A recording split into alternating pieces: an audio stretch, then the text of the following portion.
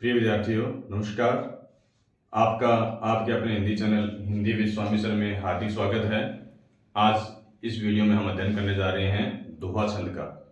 चलिए शुरू करते हैं। दोहा छंद है, इस छंद के जो लक्षण हैं वो निम्नलिखित प्रकार से हैं। सबसे पहली बात कि दोहा छंद है ये अपने आप में मात्रिक छंद है और मात्रिक छंद में यह अपने आप में अर्ध सममात्रिक है, क्योंकि दोहा छंद में कुल 4 चरण होते हैं। यानी ये पहला चरण, ये दूसरा चरण, ये तीसरा चरण और ये चौथा चरण। इसका जो पहला चरण है हम इसको पहला मानते हैं, इसको दूसरा मानते हैं, इसको तीसरा और इसको चौथा। तो ये 4 चरण हो गए। इसके विषम चरणों में, विषम चरण कौन से होते हैं? पहला और तीसरा, ये 2 विषम चरण है। इनमें 13-13 मात्राएं होती हैं। कितनी कितनी मात्राएं होती हैं? इनमें 13-13 मात्राएं होती हैं। इसके सम चरणों में यानी दूसरे और चौथे चरण में, ये दूसरा और ये चौथा, ये सम चरण है। इनमें 11-11 मात्राएं होती हैं। तो अब देखिए, इसके 2 चरण एक जैसी मात्राओं के हैं और 2 चरण एक जैसी मात्राओं के हैं। तो सारे चरणों में समान मात्राएं नहीं है, इसलिए ये सम नहीं है बल्कि आधा सम है। यानी कि आधा बराबर है और आधा अपने आप में बराबर है, इसलिए ये अर्ध सममात्रिक छंद है। उसके पश्चात देखिए, विषम चरणों के अंत में गुरु लघु मात्रा न हो। ये चीज ध्यान रखें कि यहां पर जो इस जगह पर ये जो विषम चरण है, इनके अंत में यहां पर क्या नहीं होना चाहिए? गुरु और लघु, ये नहीं होना चाहिए। जबकि सम चरणों के अंत में गुरु लघु मात्रा होनी चाहिए। जबकि ये जो सम चरण है, यहां पर इनका जो अंत हो रहा है, यहां पर ये जरूर होना चाहिए, ये गुरु और ये लघु मात्रा होनी चाहिए। यति जो है वो प्रत्येक चरण के अंत में होती है। यानी एक यति यहां होगी, फिर यहां होगी, फिर यहां होगी और फिर यहां पर हो जाएगी। यानी प्रत्येक चरण के अंत में यति होती है। तुक, तुक कहां मिलेगी? तुक जो है वो प्राय सम चरणों में ही मिलती है। यानी यहां पर जो अक्षर आएगा उसी के जैसा ही ध्वनि वाला अक्षर है वो यहां पर आएगा। यहां पर क्या मिलेगी? लास्ट में तुक मिलेगी। तो ये था अपना दोहा छंद। आपके सामने मैंने दोहा छंद का एक उदाहरण लिखा है। रहीमन धागा प्रेम का मत तोड़ो छिटकाए, टूटे से फिर ना जुड़े, जुड़े गांठ पर जाए। तो देखते हैं इसके लक्षणों के आधार पर।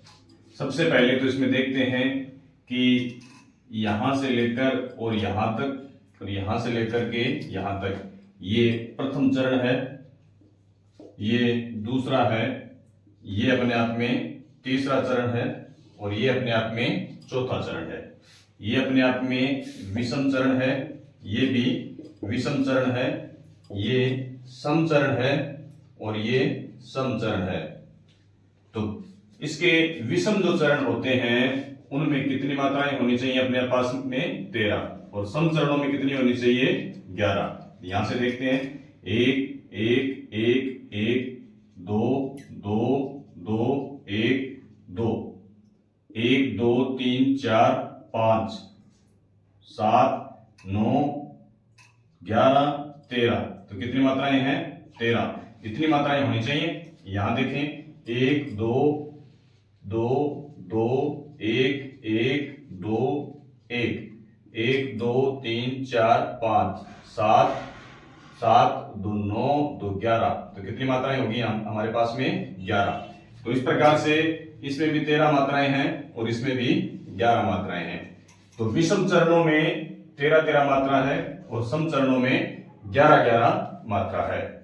उसके पश्चात हमने ये देखा था, सम चरणों के अंत में हमेशा गुरु लघु होता है। तो यहां देखें, ये गुरु है, ये लघु है, यहां पर ये गुरु है, ये लघु है। लेकिन विषम चरणों के अंत में नहीं होना चाहिए। तो यहां देखिए, ये लघु है, ये गुरु है, यहां देखें, ये लघु है और ये गुरु है। उसके पश्चात हमने बात की थी यति की। तो प्रत्येक चरण के अंत में यति होती है। तो यहां पर यति हो रही है, यहां पर यति है, यहां पर यति है और यहां पर यति है।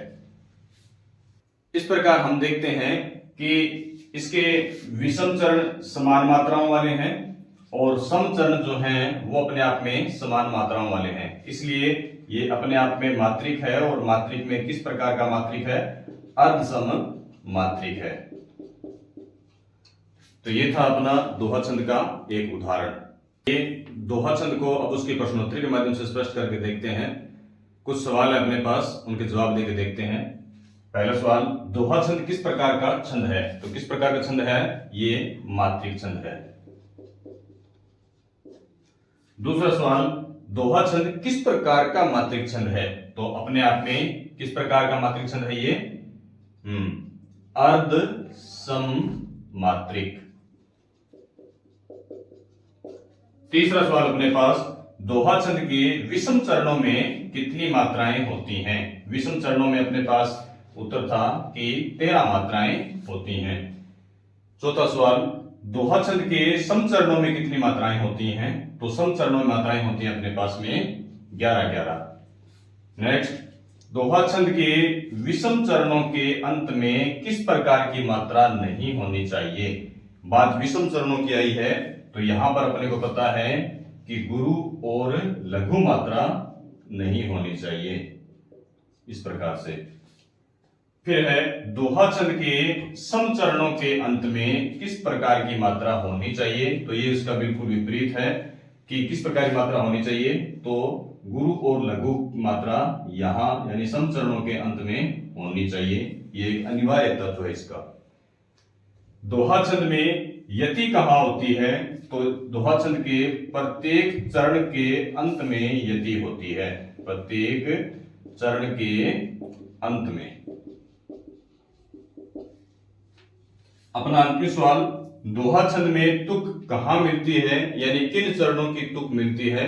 तो दोहा छंद में जो तुक मिलती है वह प्राय सम चरणों में मिलती है, यानी दूसरा और चौथा चरण, वहां पर उसकी क्या मिलती है? तुक मिलती है।